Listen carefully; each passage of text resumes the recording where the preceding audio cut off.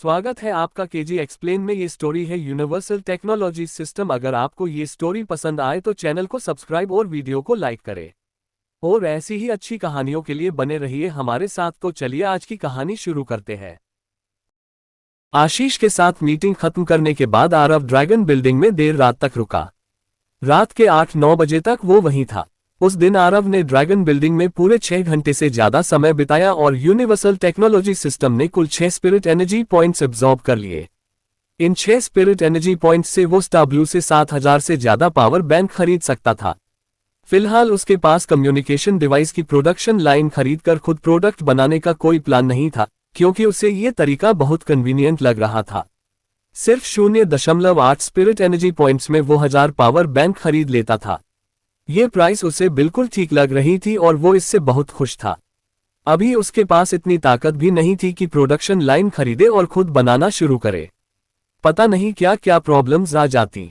जो power bank उसने order किया था उसकी पावर अमेजिंग थी। जैसे ही ये मार्केट में आएगा हर तरफ से ध्यान खींचेगा। लेकिन आरव तेजी से आगे बढ़ना चाहता था और ये स्थिति तो आनी ही थी। आखिर वो अभी भी दिल से जवान था।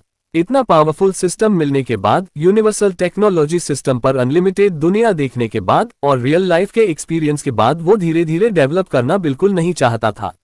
वैसे आज आशीष ने उसे एक अच्छा सजेशन दिया था। आशीष इलेक्ट्रॉनिक्स होलसेल मार्केट का पुराना प्लेयर था और प्रोडक्ट्स को लेकर बहुत सेंसिटिव था। उसने कहा कि इस पावर बैंक की कैपेसिटी इतनी जबरदस्त है कि सिर्फ मोबाइल चार्ज करने में यूज करना वेस्टेज है। अगर इसे रीडिजाइन करके लैपटॉप भी चार्ज कर सके तो और बेहतर हो जाएगा। लैपटॉप की बैटरी लाइफ हमेशा से ग्लोबल प्रॉब्लम रही है। आजकल के लैपटॉप काफी इंप्रूव हो गए हैं, कुछ अच्छे वाले तो 8-9 घंटे तक चल जाते हैं, लेकिन ऐसे लैपटॉप सिर्फ अमीर लोग ही अफोर्ड कर पाते हैं। ज्यादातर लैपटॉप फुल चार्ज होने पर भी सिर्फ 2-3 घंटे ही चलते हैं। अगर आरव का पावर बैंक लैपटॉप भी चार्ज कर सके तो ये बहुत ज्यादा पॉपुलर हो जाएगा। आरव को ये सजेशन बहुत अच्छा लगा। अगर पावर बैंक लैपटॉप चार्ज कर सके तो ये एक बड़ा हाईलाइट बन जाएगा। फिलहाल स्टार ब्लू से इसमें चेंज करवाने की कोई जल्दी नहीं थी। ये वाला पावर बैंक मौजूदा वर्जन रहेगा और लैपटॉप चार्ज करने वाला अपग्रेडेड वर्जन बन सकता है। अभी तो पावर बैंक सिर्फ उसका ब्रांड बनाने का पहला स्टेप था। आगे चलकर वो ढेर सारे प्रोडक्ट्स लॉन्च करेगा, सिर्फ लैपटॉप चार्ज करने वाले पावर बैंक ही नहीं बल्कि इलेक्ट्रिक कारों की बैटरी और पावर से जुड़े तमाम प्रोडक्ट्स सब इसी टेक्नोलॉजी से बनेंगे। वैसे भी प्रोडक्ट तो लॉन्च हो चुका था। आशीष के सजेशन की वजह से अचानक इसे ड्रॉप करके नया वाला लाना ठीक नहीं लगेगा। मुंबई की रात शांत भी थी और चमकदार भी। हर तरफ नियन लाइट्स जगमगा रही थी। आरव घर नहीं लौटा बल्कि सड़कों पर सबसे ज्यादा भीड़ वाली जगहें ढूंढने लगा। यूनिवर्सल टेक्नोलॉजी सिस्टम जितनी स्पिरिट एनर्जी एब्जॉर्ब करेगा उतना ही पैसा बनेगा, और वो भी ढेर सारा। इतने साल मेहनत करके पैसा कमाने वाला आरव ये मौका कैसे गंवा सकता था। लेकिन करीब 1 घंटे बाद उसने हार मान ली, क्योंकि उसने देखा कि कितनी भी भीड़ वाली जगह क्यों न ढूंढे, ड्रैगन बिल्डिंग जितनी एनर्जी कहीं नहीं मिल रही थी। सोचने पर समझ आया, ड्रैगन बिल्डिंग में तो सिस्टम 18 मंजिलों के सारे लोगों की स्पिरिट एनर्जी एब्जॉर्ब कर लेता था। सड़क पर ऐसी कौन सी जगह थी। अब रात के 10 बज चुके थे। मुंबई में शायद ही कोई ऐसी जगह बची हो। फर्क बहुत ज्यादा था। बेहतर था घर जाकर सो जाए, अच्छे से रेस्ट करे और कल फिर ड्रैगन बिल्डिंग चला जाए। आरव ने फैसला कर लिया। काश यूनिवर्सल टेक्नोलॉजी सिस्टम की स्पिरिट एनर्जी एब्जॉर्ब करने की रेंज हजारों मीटर तक हो जाती। घर लौटते हुए आरव सोच रहा था, तब तो पूरी मुंबई कवर हो जाती। घर पर सोते सोते ही पैसा बनता, और वो भी बहुत ज्यादा। कुछ हजार स्पिरिट क्रिस्टल से स्पिरिट एनर्जी एब्जॉर्ब करने का स्पेशल इक्विपमेंट खरीदा जा सकता है। आरव की आंखों में चमक आ गई। दिन में जब सिस्टम एनर्जी एब्जॉर्ब कर रहा था तब आरव यूनिवर्सल टेक्नोलॉजी सिस्टम पर अलग अलग सेक्टर्स की जानकारी सर्च कर रहा था। सबसे पहले उसने मिनरल्स और प्लांट्स की जानकारी देखी, क्योंकि उसे लगा था कि पृथ्वी की टेक्नोलॉजी प्रोडक्ट्स बहुत बेसिक हैं और उनका मार्केट ज्यादा नहीं होगा। अगर होगा भी तो रियल लाइफ में ढेर सारा पैसा चाहिए होगा, जो अभी उसके पास नहीं था। लेकिन जल्दी ही पता चला कि पृथ्वी के ज्यादातर मिनरल्स और प्लांट्स या तो बहुत सस्ते हैं या ढूंढना बहुत मुश्किल है। आखिरकार एक चीज मिली जो यूनिवर्सल टेक्नोलॉजी सिस्टम पर अच्छी कीमत पर बिक रही थी और थोड़ी बहुत तो मिल भी सकती थी। वो थी गोल्ड। यूनिवर्स की बड़ी बड़ी सिविलाइजेशंस में गोल्ड एक डिसेंट मटेरियल माना जाता है। गोल्ड की कीमत लगभग 100 ग्राम पर 1 स्पिरिट एनर्जी पॉइंट थी। आरव ने कैलकुलेट किया, एक स्पिरिट एनर्जी पॉइंट से 1000 से ज्यादा पावर बैंक आ जाते हैं, जिन्हें बेचकर 200,000 भारतीय रुपये मिल सकते हैं। वहीं 100 ग्राम गोल्ड की कीमत अभी 27,000 रुपये के आसपास है। पावर बैंक के मुकाबले गोल्ड बेचना कहीं ज्यादा प्रॉफिटेबल था, लेकिन एक स्पिरिट क्रिस्टल के लिए 10,000 ग्राम गोल्ड चाहिए। 1000 स्पिरिट क्रिस्टल्स के लिए 10 लाख ग्राम यानी 10 टन। कुछ 1000 स्पिरिट क्रिस्टल्स के लिए तो सैकड़ों टन गोल्ड चाहिए। पहले ज्यादातर देशों में गोल्ड स्टैंडर्ड था और गोल्ड ट्रेडिंग पर सख्ती थी। हाल के सालों में रूल्स ढीले हुए हैं, लेकिन इतना बड़ा अमाउंट गोल्ड खरीदना आसान नहीं था। आखिर पृथ्वी पर गोल्ड स्केयर रिसोर्स है, फिर भी उसे एक साथ इतना गोल्ड खरीदने की जरूरत नहीं थी। इतना पैसा तो था ही नहीं। फिर भी ये स्पिरिट क्रिस्टल्स बढ़ाने का एक तरीका था। गोल्ड के अलावा भी कुछ चीजें स्पिरिट क्रिस्टल्स के बदले ली जा सकती थी, हालांकि कोई भी गोल्ड जितना प्रॉफिटेबल नहीं था। अगले दिन आरव सुबह जल्दी उठा और बॉक्सिंग प्रैक्टिस करने लगा। बचपन में उसके घर के पास एक मार्शल आर्ट्स स्कूल था। उस समय मार्शल आर्ट्स फिल्में बहुत पॉपुलर थी, इसलिए आरव समेत ढेर सारे बच्चे मार्शल आर्ट्स के दीवाने हो गए। स्कूल देखते ही आरव ने जिद पकड़ ली कि उसे जाना है। पापा ने उसकी सीरियसनेस देखकर परमिशन दे दी, लेकिन शर्त रखी, अगर शुरू किया तो लगातार करना, बीच में छोड़ना नहीं। तब से वो हर सुबह बॉक्सिंग प्रैक्टिस करता था, लेकिन जॉब शुरू होने के बाद ज्यादातर सुबह व्यस्त रहने की वजह से प्रैक्टिस छूट जाती थी। नींद पूरी करने का टाइम ही कहाँ बचता था। विडंबना ये थी कि जेल में बिताया समय पिछले कई सालों में सबसे ज्यादा फ्री टाइम था। वहां उसने फिर से अपनी बॉक्सिंग टेक्निक्स को रिवाइव किया। मार्शल आर्ट्स में महारत ऐसी चीज है कि अगर प्रैक्टिस नहीं की तो स्किल्स गिरती जाती हैं। यूनिवर्सल टेक्नोलॉजी सिस्टम पर सुपर वॉरियर्स की ताकत देखने के बाद आरव को फिजिकल स्ट्रेंथ की वैल्यू और अच्छे से समझ आ गई थी। जब मेरे पास काफी स्पिरिट क्रिस्टल्स बच जाएंगे, तब मैं कुछ मार्शल आर्ट्स टेक्निक्स एक्सचेंज कर लूंगा और कल्टीवेशन शुरू कर दूंगा, प्रैक्टिस करते हुए आरव ने खुद से कहा। स्पिरिट एनर्जी लाइफ फॉर्म को सबसे डायरेक्ट तरीके से स्ट्रॉन्ग बनाती है, लेकिन इसके लिए सही टेक्निक्स पता होने चाहिए। बिना टेक्निक्स के स्पिरिट क्रिस्टल्स से एनर्जी एब्जॉर्ब तो की जा सकती है, लेकिन बहुत स्लो और वेस्टफुल तरीके से 99% एनर्जी वेस्ट हो जाती है। कई क्रिएचर्स बिना टेक्निक्स के नेचुरली जो एनर्जी कन्वर्ट करते हैं, उसका भी ज्यादातर हिस्सा वेस्ट हो जाता है। हाल के उतार चढ़ाव ने आरव का माइंडसेट काफी मैच्योर कर दिया था। इस समय बॉक्सिंग प्रैक्टिस करते हुए उसने जल्दी ही अपना रिदम पकड़ लिया और महसूस किया कि उसकी पावर दिन पर दिन शार्प होती जा रही है। फिजिकल स्टेज, डार्क स्ट्रेंथ और ट्रांसफॉर्मेशन स्टेज, ये मार्शल आर्ट्स की 3 स्टेजेस थीं, जिनके बारे में उसके मास्टर ने बताया था। आरव का टैलेंट बहुत अच्छा था। 18 साल की उम्र में वो मिड फिजिकल स्टेज तक पहुंच गया था, जिसकी मास्टर बार बार तारीफ करते थे। ध्यान देने वाली बात यह थी कि उसके मास्टर खुद सिर्फ लेट फिजिकल स्टेज पर थे। मास्टर कहते थे कि अगर आरव को किसी बेहतरीन मास्टर की गाइडेंस मिलती तो जिंदगी में डार्क स्ट्रेंथ तक पहुंचना नामुमकिन नहीं था। डार्क स्ट्रेंथ वाले लोग इन स्ट्रेंथ कल्टिवेट कर चुके होते हैं और हर एक टॉप लेवल का वॉरियर होता है। अफसोस कि पिछले 5 सालों में आरव ने ज्यादा प्रैक्टिस नहीं की। अभी उसकी स्ट्रेंथ सिर्फ मिड फिजिकल स्टेज पर बरकरार थी और आगे गिरने से बच गई थी। 1 घंटे बॉक्सिंग प्रैक्टिस और मॉर्निंग रूटीन खत्म करने के बाद सुबह के 8 बज चुके थे। आरव ने टैक्सी ली और सीधा ड्रैगन बिल्डिंग पहुंच गया। सबसे पहले वो 3री मंजिल पर आशीष के स्टोर में गया। उस समय स्टोर में कई लोग थे। आशीष उन्हें पावर बैंक के डेटा बता रहा था और साथ में चार्जिंग स्पीड भी डेमो कर रहा था, लेकिन ज्यादातर लोग शक भरी नजरों से देख रहे थे। साधारण पावर बैंक से 10 गुना तेज चार्जिंग स्पीड और बैटरी जितनी कैपेसिटी, ये कैसे पॉसिबल है? ओल्ड आशीष, कल तुमने मुझे फोन करके बुलाया था कि कुछ कमाल का सामान है। ये वो है। नहीं सोचा था कि तुम भी ऐसे इंसान बन जाओगे। दुनिया का बेस्ट पोर्टेबल पावर बैंक भी तुम्हारे इस पावर बैंक के आसपास नहीं है। क्या मतलब कि दुनिया का नंबर 1 पावर बैंक तुम्हारे पास बिक रहा है? जल्दी ही कुछ लोग हंसते हुए या सिर हिलाते हुए निराश होकर बाहर निकलने लगे। ये लोग ज्यादातर पुराने प्लेयर्स थे। आशीष कितना भी अच्छा बोल ले या डेमो कितना भी सच्चा दिखा ले, उन्हें यकीन ही नहीं आ रहा था। धोखाधड़ी की ताकत बेजोड़ होती है। अगर यकीन कर लिया तो ठगे गए। याद है वो ऑल टाइकून वाला केस, जिसने दावा किया था कि कुछ बूंदे डालने से पानी का डिब्बा पेट्रोल बन जाता है। कितनों ने यकीन किया था, यहां तक अफवाह उड़ी थी कि देश के बड़े लीडर्स ने भी उससे मिला था। और नतीजा, वो फ्रॉड निकला। इन लोगों की नजर में आशीष जो पावर बैंक दिखा रहा था, वैसा ही प्रोडक्ट था। क्योंकि आशीष जो डेटा बता रहा था वो आम समझ से बहुत बाहर था। चलो हम भी चलते हैं, मुझे भी ये डेटा रियल नहीं लग रहा। जब आगे वाले कुछ लोग निकलने लगे तो बाकी जो थोड़ा हिचकिचा रहे थे वो भी सिर हिलाते हुए एक एक करके बाहर चले गए। लोग भीड़ के साथ चलते हैं, अगर बाकी लोग स्कैम समझकर जा रहे हैं तो यहाँ रुकना बेवकूफी होगी ना। अरे एल्डर अमन, एल्डर ली, सबको एक एक करके जाते देख आशीष जल्दी से पुकारने लगा। ये क्या हो रहा था? पावर बैंक का डेटा तो बिल्कुल सच्चा था, लेकिन लोग और देर रुकने से डर रहे थे कि कहीं सच में ठगे न जाएं। इसलिए और तेजी से निकल गए। पल भर में स्टोर खाली हो गया। आरव देखता रह गया, उसे उम्मीद नहीं थी कि सुबह सुबह ये सीन देखने को मिलेगा। अरे आरव, तुम आ गए।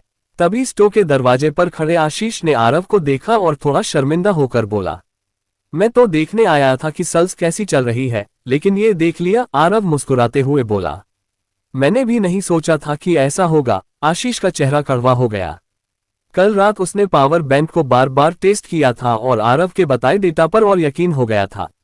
वो बहुत एक्साइटेड था, कई कस्टमर्स को फोन किया, सोचा था कि जैसे ही डेटा बताएगा सब उत्साहित होकर माल ले लेंगे। लेकिन रियलिटी ने जोरदार झटका दिया। इस पावर बैंक का डेटा सच में थोड़ा एक्साग्रेटेड लगता है। आरव ने आह भरी, अब मुझे भी समझ आ गया। सच कहूं तो मुझे शर्मिंदगी हो रही है। जब तुमने पहली बार मुझे ये डेटा बताया था ना, मैंने तुम्हें भी स्कैमर समझ लिया था। कोई आश्चर्य नहीं कि वो लोग मुझ पर यकीन नहीं कर रहे। सच में अपनी दवा का स्वाद चख लिया, आशीष कड़वे मुस्कान के साथ बोला। लेकिन टेंशन मत लो आरव, ये पावर बैंक सच में कमाल का है और बिकेगा जरूर। मैं कुछ अच्छे दोस्तों की मदद लूंगा, ये अच्छे से बिक जाएगा। जब वो टाइम आएगा तो आज जो लोग गए हैं उन्हें पछतावा होगा। थोड़ा रुककर आशीष उत्साह से बोला, हाँ, बिजनेस के मामले में मुझे आशीष भाई पर पूरा भरोसा है। आरव ने सहमति में सिर हिलाया। कुछ और बातें करने के बाद आरव वहां से निकल गया। 8वीं मंजिल पर आरव ने एक शांत जगह ढूंढी और बैठ गया। सोचने के बाद उसने फोन निकाला और अपने कस्टमर्स को कॉल करना शुरू कर दिया। कई कस्टमर्स ने उसके फैक्ट्री में ऑर्डर दे रखे थे, लेकिन एक्सीडेंट की वजह से वो ऑर्डर्स पूरे नहीं हो पाए थे। कल ही हॉस्पिटल से निकला था, अचानक यूनिवर्सल टेक्नोलॉजी सिस्टम मिला था और पावर बैंक का काम भी था, इसलिए तुरंत कस्टमर से कांटेक्ट नहीं किया था। चाहे जो हो, ये मामला तो सेटल करना ही था। मिस्टर आरव। आरव का फोन आने पर कुछ कस्टमर्स बहुत सरप्राइज्ड हुए। जिन्हें फैक्ट्री के एक्सीडेंट की खबर नहीं थी वो बहुत खुश हुए। जिन्हें पता था और पिछले कुछ दिनों से आरव से कांटेक्ट नहीं हो रहा था, वो सोच रहे थे कि उनका पैसा डूब गया। कुछ बहुत गुस्सा थे जिनका टेम्पर खराब था या जिन्हें टाइम पर ऑर्डर न मिलने से नुकसान हुआ था। मिस्टर युआन, मिस्टर कियान, मिस्टर याओ, सॉरी, मेरी फैक्ट्री में कुछ समय पहले एक हादसा हो गया था। पता नहीं आपको पता है या नहीं, टेंशन मत लो, ये मेरी जिम्मेदारी है। जितना भी नुकसान हुआ मैं कंपनसेट कर दूंगा और मेरे पास एक नया प्रोडक्ट भी है जिसे आप ट्राई कर सकते हो। मैं अभी ड्रैगन बिल्डिंग में हूँ, आप आना चाहोगे या मैं भिजवा दूं? आरव ने धैर्य से एक एक कस्टमर को समझाया, माफी मांगी, सॉल्यूशन दिए और साथ में अपना नया पावर बैंक भी प्रमोट किया। आशीष के स्टोर वाले एक्सपीरियंस की वजह से उसने डायरेक्ट डेटा नहीं बताया और सेल्स पुश भी नहीं की, बस कहा कि पहले ट्राई कर लो। उसे यकीन था कि जैसे ही ये लोग यूज करेंगे और पावर बैंक की ताकत पता चलेगी, ये मौका नहीं छोड़ेंगे। 1 घंटे बाद सारे कॉल्स खत्म हुए। जैसा आरव ने सोचा था, ज्यादातर कस्टमर्स ने कहा कि दूसरी फैक्ट्री से ऑर्डर पूरा करवा लो। सिर्फ कुछ ने डिपॉजिट रिफंड मांगा या डिपॉजिट के साथ नुकसान का कंपनसेशन भी। ट्रस्ट का यही फायदा है। आरव की क्रेडिबिलिटी हमेशा अच्छी रही थी, इसलिए ज्यादातर कस्टमर्स ने उसकी बताई फैक्ट्री पर भरोसा किया। कुछ ने तो पूछा कि अगर वो खुद नहीं करना चाहता तो अच्छी फैक्ट्री का इंट्रोडक्शन दे दो। 21,000 रुपये थे। कल दीपक को पावर बैंक पैकेजिंग के लिए 5,000 एडवांस दिया। अब कस्टमर्स के डिपॉजिट और कंपनसेशन काटने के बाद सिर्फ 1,000 बचा है। आरव ने हल्के से कैलकुलेट किया और चेहरे पर कड़वी मुस्कान आ गई। गुड लक कि सिया ने 20,000 ट्रांसफर कर दिए थे, वरना इस बार सच में संभालना मुश्किल हो जाता। पता नहीं आशीष के पास जो पावर बैंक है वो बिक पाएंगे या नहीं। फिर आरव ने दीपक और मेघा को फोन किया और ड्रैगन बिल्डिंग की 8वीं मंजिल पर बुलाया। 20 मिनट बाद दोनों आ गए। आरव ने उन्हें कुछ पावर बैंक दिए और अच्छे भले कस्टमर्स तक डिलीवर करने को कहा। जो कठिन कस्टमर्स थे उन्हें वो खुद हैंडल करेगा। ये सारे कस्टमर्स इलेक्ट्रॉनिक्स बिजनेस में थे और काफी पास पास ही थे। कुछ तो ड्रैगन बिल्डिंग में ही थे। अगले 3 घंटे आरव इन्हीं कामों में बिजी रहा। जिन कस्टमर्स को उसने चुना था वो ज्यादातर मुश्किल वाले थे और गलती उसकी तरफ से हुई थी, इसलिए ठंडा व्यवहार मिलना स्वाभाविक था। आरव ने पूरे समय मुस्कुराते हुए सह लिया। अब से ये बर्दाश्त नहीं करूंगा। बिजनेस में मुश्किल कस्टमर्स तो आते ही हैं। पिछले सालों में जो बेइज्जती सहनी पड़ी थी उसे याद करके आरव के मन में थोड़ी कड़वाहट आई। उसने चुपके से मुट्ठी कसी और खुद से कहा, इस बार गलती उसकी तरफ से थी, इसलिए आखिरी बार की बेइज्जती सह ले रहा था। बेशक बहुत मुश्किल कस्टमर्स को उसने पावर बैंक नहीं दिया। उसे अच्छे से पता था कि ये custom made power bank market में सनसनी मचा देगा। ये बहुत बड़ा अपॉर्चुनिटी था और ऐसे लोगों को वो मौका नहीं देना चाहता था। जिन्होंने सिर्फ थोड़ी शिकायत की थी उनसे आरव ने दिल नहीं लगाया। इस बार गलती उसकी थी, इसलिए शिकायत करना नॉर्मल था। साथ काम किया था, रिश्ता था, इसलिए उन्हें एक और मौका देना ठीक था। बेशक अगर उन्होंने भरोसा न किया तो वो याद नहीं दिलाएगा।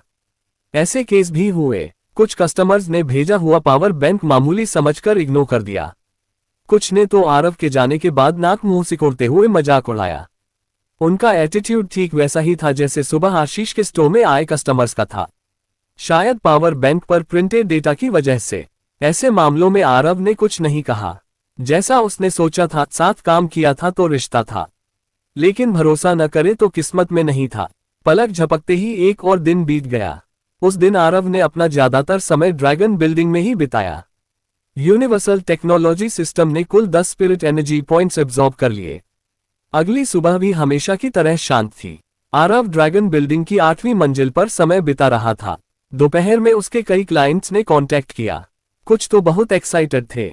वो उन पोर्टेबल चार्जर्स के डेटा के बारे में पूछ रहे थे कि क्या वो सच में जेन्युइन है। आरव ने सबको जवाब दिया। कुछ ज्यादा बेसब्र क्लाइंट्स तो तुरंत ड्रैगन बिल्डिंग आ गए और आरव से पावर बैंक के बारे में डिस्कस करने लगे। बॉस आरव, ये चार्जर कैसा है?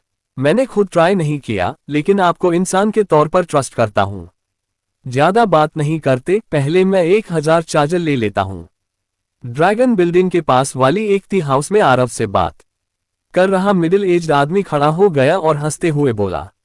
इस क्लाइंट का नाम था रणवीर। वो इलेक्ट्रॉनिक प्रोडक्ट्स का बिजनेस अभी अभी शुरू किया था, लेकिन दिल का बहुत खुला था। आरव को नहीं पता था कि रणवीर के पास कितना पैसा है, लेकिन अंदाजा था कि कम से कम कई करोड़ तो होंगे ही। उसके लिए 1 लाख रुपये तो समंदर में एक बूंद जितना था। पूरा डूब भी जाए तो कोई फर्क नहीं पड़ता। रणवीर बहुत स्ट्रेट फॉरवर्ड था। वो तुरंत आरव को पैसे ट्रांसफर करना चाहता था। Thank you so much boss Ranveer, मेरा पोर्टेबल चार्जर आपको बिल्कुल डिसअपॉइंट नहीं करेगा। आरव भी खड़ा हो गया और हंसते हुए बोला। पहली डील सक्सेसफुल होने से आरव भी बहुत खुश था। रणवीर तुरंत पैसे भेजने को तैयार था और आरव को भी पैसों की सख्त जरूरत थी, इसलिए वो ज्यादा ना नुकुर नहीं कर रहा था। ये अमाउंट उसके लिए बड़ी फाइनेंशियल रिलीफ था। कल ही आरव ने अपनी फैक्ट्री में 3000 पोर्टेबल चार्जर प्रोड्यूस करवा लिए थे। आज दीपक और मेघा पैकेजिंग में बिजी थे। आरव ने तुरंत फोन किया और दीपक को बोला कि रणवीर के बताए एड्रेस पर 1000 चार्जर डिलीवर कर दो। इसके बाद आने वाले क्लाइंट्स में रणवीर जितनी उदारता किसी में नहीं थी। आरव की एक्सप्लेनेशन सुनने के बाद वो घर जाकर चार्जर का डेटा और टेस्ट करने का फैसला करके गए। आखिर सिर्फ चार्जिंग स्पीड और कैपेसिटी से पूरा क्वालिटी प्रूव नहीं होता। एक बहुत important data charge discharge cycle, वो अभी टेस्ट करना बाकी था। अगर साइकिल बहुत कम निकली तो इस चार्जर की क्वालिटी पर सवाल उठ जाएगा। ये चार्जर उनके लिए ग्राउंड ब्रेकिंग था, इसलिए सावधानी बरतनी जरूरी थी। आरव के मुताबिक इस चार्जर की charge discharge cycle normal chargers जितनी या उससे ज्यादा थी। वो सब तो टेस्ट नहीं कर सकते थे, लेकिन रफ आइडिया लेना जरूरी था ताकि मन को सुकून मिले। तीसरे दिन आशीष ने गुड न्यूज दी। उसने और उसके कुछ अच्छे दोस्तों ने मिलकर 10,000 पोर्टेबल चार्जर ऑर्डर कर दिए और आशीष ने बहुत जल्दी पैसे भी ट्रांसफर कर दिए। 10,000 चार्जर्स के कुल 18 लाख रुपये। रणवीर के 1,80,000 जोड़कर सिर्फ 2 दिनों में आरव के अकाउंट में लगभग 20 लाख रुपये आ गए। खुश न होना झूठ होता। आखिर 5 साल तक बैल की तरह मेहनत करके जितना कमाया था वो अब आसमान से गिरता हुआ लग रहा था। लेकिन आरव के पास खुशी में डूबने का टाइम नहीं था। उसे जल्दी से हायरिंग का काम निपटाना था। 10,000 चार्जर की पैकेजिंग करवानी थी। दीपक और मेघा अकेले ये काम नहीं संभाल सकते थे। स्टार ब्लू की एफिशिएंसी देखकर आरव का मन किया कि पैकेजिंग भी वहीं से ऑर्डर कर दे, लेकिन प्राइस देखकर आइडिया ड्रॉप कर दिया। यहाँ पैकेजिंग, बॉक्स और लेबर मिलाकर ज्यादा से ज्यादा 2-3 रुपये में हो जाती। स्टार ब्लू से ऑर्डर किया तो एक चार्जर जितने का खर्चा आ जाता, यानी कम से कम 50-60 रुपये। 20-30 गुना फर्क। इतना पैसा क्यों बर्बाद करे? आरव हमेशा पैसे गिन गिन कर खर्च करता था। सबसे बड़ी बात, मुंबई के सेक्टर 15 में फैक्ट्रीज और वर्कर्स की कोई कमी नहीं थी। पैकेजिंग कस्टमाइज करवाना और लोगों को हायर करना बहुत आसान था। जैसा सोचा था वैसा ही हुआ। आरव ने हाई वेज ऑफर की और बहुत जल्दी 10 लोग हायर कर लिए। एक दिन में 8 घंटे काम, महीने के 8,000 रुपये और वीकेंड्स ऑफ। सेक्टर 15 में ये लॉटरी लगने जितना था। जैसे ही आरव ने ऑफर अनाउंस किया, ढेर सारे वर्कर्स उमड़ पड़े। आखिरकार आरव ने सबसे ईमानदार लगने वाले 10 लोगों को चुना। जिनका सिलेक्शन नहीं हुआ वो जलन और अफसोस के साथ देखते रहे। लेकिन आरव ने नहीं चुना तो क्या कर सकते थे? अरे वो लिटिल रॉयल मनो वाला आरव नहीं है। कुछ दिन पहले तो इसके साथ कुछ प्रॉब्लम हुई थी ना। 8,000 महीना, यार इतनी हाई सैलरी मैं भी जाना चाहता था। रिक्रूटमेंट साइट पर कुछ लोग आरव की सैलरी सुनकर हरे हो गए। जो आरव को जानते थे वो हैरान थे कि वो यहां दिख रहा है। आरव ने कुछ कमेंट्स सुने, कुछ नहीं, और सुने भी तो ध्यान नहीं दिया। उसकी फैक्ट्री लिटिल रॉयल मनो में थी और आसपास ही रिक्रूटमेंट कर रहा था। लोग उसे जानते हों तो कोई हैरानी की बात नहीं। आरव 10 वर्कर्स को लेकर अपनी फैक्ट्री वापस आ गया। दीपक और मेघा दोनों हैरान और खुश थे कि आरव इतने वर्कर्स लेकर आया। सच कहें तो जब आरव ने शुरू में उन्हें रुकने को कहा था तो दोनों उसके लिए चिंता कर रहे थे। सारा इक्विपमेंट गया, आरव के पास ज्यादा पैसे भी नहीं बचे थे। पता नहीं कब वापसी कर पाएगा। लेकिन सिर्फ 2-3 दिन में आरव ने इतनी बड़ी छलांग लगा दी। जब उन्हें पता चला कि आरव इन 10 नए एम्प्लॉय को कितनी सैलरी देने वाला है तो दोनों फिर से शॉक्ड रह गए। 8,000 महीना, 8 घंटे काम और वीकेंड्स ऑफ, क्या ऑफर था। मुंबई में कुछ ऑफिस वर्कर्स को भी इतनी सैलरी नहीं मिलती ना। पहले वो लोग दिन के 12 घंटे से ज्यादा काम करते थे, महीने में सिर्फ 2 छुट्टियां मिलती थी और 5-6 हजार ही सैलरी थी। वो भी इस एरिया में अच्छी मानी जाती थी। लेकिन ये साफ सिग्नल था कि आरव सच में गेम में वापस आ गया है। दोनों उसके लिए सच में खुश थे। उन्हें बिल्कुल शक नहीं था कि आरव इन लोगों को बेवकूफ बना रहा है, क्योंकि उन्हें आरव पर पूरा भरोसा था। दीपक, मेघा, तुम दोनों इन्हें प्रोडक्ट पैकेजिंग करना सिखा दो। अब से तुम्हें खुद पैकेजिंग नहीं करनी पड़ेगी, बस चेक करना कि इनका काम स्टैंडर्ड पर है या नहीं। और हाँ, आज से तुम दोनों की सैलरी 15,000 महीना हो जाएगी। आरव ने हल्की मुस्कान के साथ दीपक और मेघा से कहा। अब उसके लिए पैसा कमाना आसान था, इसलिए मुश्किल वक्त में साथ देने वाले इन दोनों के साथ कंजूसी नहीं कर रहा था। हाँ, दीपक और मेघा दोनों स्टन हो गए। आज से 15,000 महीना, सुनने में गलती तो नहीं हो गई? 15,000 महीना, ये क्या लेवल की सैलरी थी। बड़ी बड़ी कंपनियों में या हाई टेक्निकल स्किल वालों को भी इतनी नहीं मिलती। जिन 10 लोगों को आरव अभी हायर करके लाया था, वो भी दीपक और मेघा की ट्रीटमेंट सुनकर शॉक्ड रह गए। ये तो मॉन्स्टर सैलरी थी ना।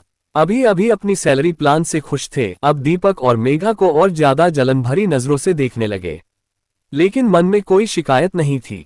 दीपक और मेघा यहाँ पुराने थे और पता नहीं बॉस से इनका क्या रिश्ता है। वैसे भी बॉस इनके साथ उदार था और बाहर की सैलरी के मुकाबले यहाँ बहुत अच्छा था, इसलिए कोई गिला शिकवा नहीं था। बल्कि दीपक और मेघा की हाई सैलरी सुनकर इनके फ्यूचर की उम्मीद और बढ़ गई। एम्प्लॉय के तौर पर किसे नहीं चाहिए कि उदार बॉस मिले।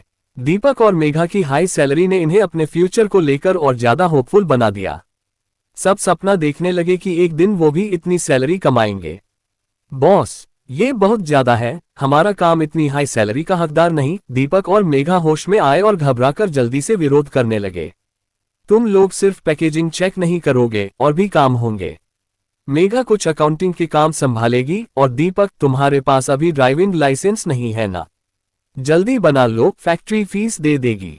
आगे चलकर माल डिलीवर करना बहुत काम होगा, लाइसेंस होने से आसानी रहेगी। तब तक तुम ही डिलीवरी संभालते रहो, आरव हंसते हुए बोला। ठीक है, ये बात फाइनल है। तुम लोग पहले इनके रहने का इंतजाम करो, फिर पास की कैंटीन में खाने का बंदोबस्त कर लो।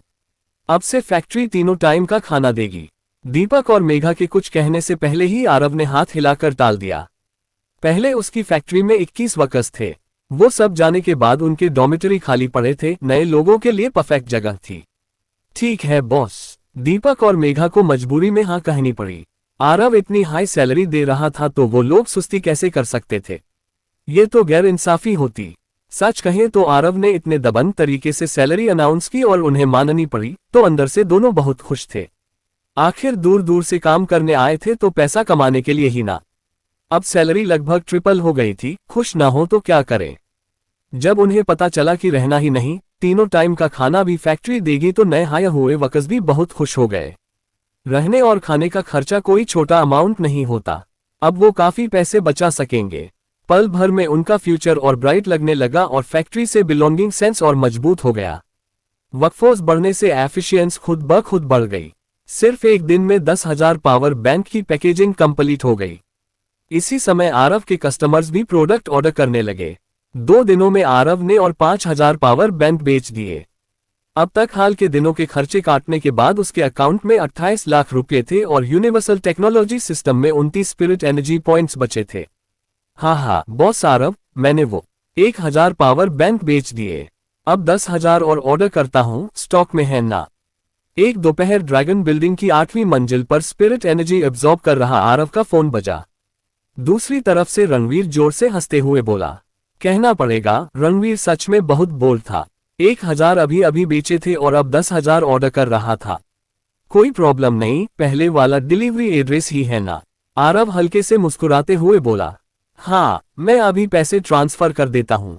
रणवीर दूसरी तरफ ट्रांसफर करते हुए हंसते हुए बोला। आरव को पता नहीं था कि रणवीर के अपने प्लान थे।